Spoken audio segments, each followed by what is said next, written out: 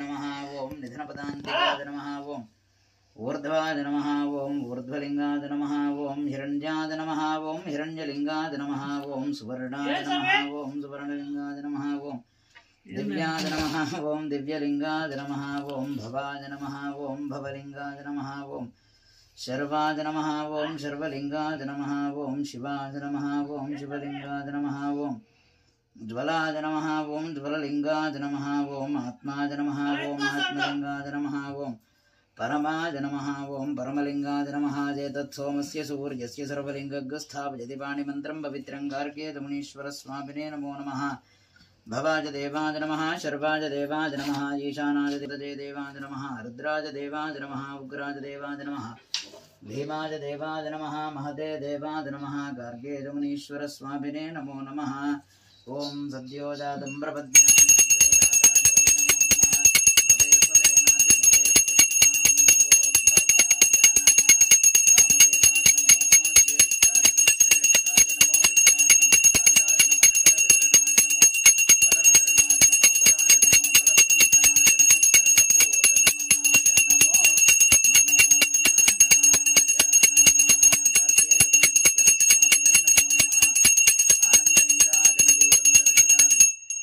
जनानन्तरं शुद्धाचमनीयं समर्पयामि दिव्यरक्षां धारयामि नमस्कार।